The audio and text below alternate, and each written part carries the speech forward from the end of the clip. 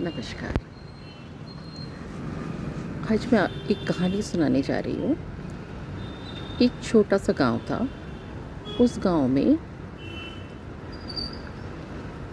एक किसान रहता था।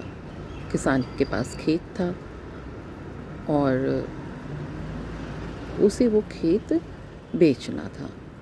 तो उसने गांव में काफ़ी लोगों से कहा कि मुझे खेत बेचना है। तो एक मास्टर जी थे जिन्होंने कहा कि मुझे ये खेत चाहिए।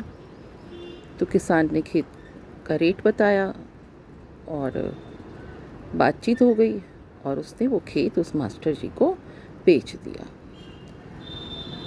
अब ये जो किसान था वो जिसे कहें ना कि थोड़ा लालची था, इस तरह का था। अब क्या हुआ कि किसान ने अगले दिन कुछ प्लान बनाया, कुछ सोचा और वो मास्टर जी के पास गया और मास्टर जी से उसने कहा कि मैंने आपको खेत तो बेच दिया है, पर खेत में कुआं है, तो उस कुएं में जो पानी है वो मैंने आपको नहीं बेचा।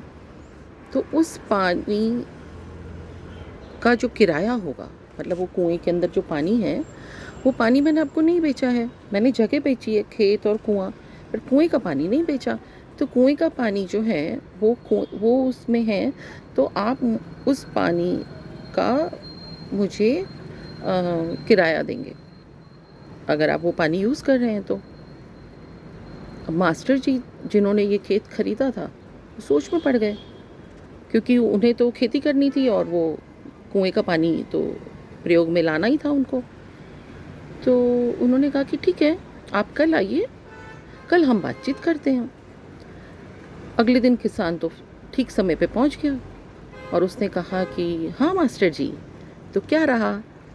मास्टर जी तपक से बोले कि देखो भाई साहब, आपकी बात सच है कि आपने कुआं बेचा, आपने ज़मीन बेची, कुएं का पानी नहीं बेचा है।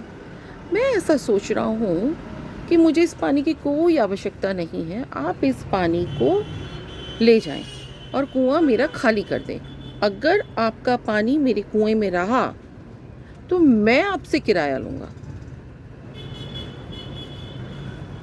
आप समझे?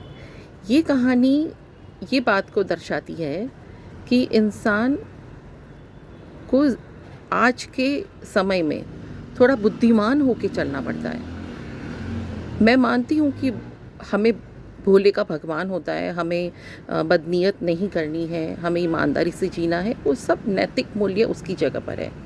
पर अगर कोई व्यक्ति आपसे कोई गलत काम करता है या कोई गलत आपसे दुर्व्यवहार करता है, तो बुद्धिमानी से उसका काट ज़रूर करना चाहिए।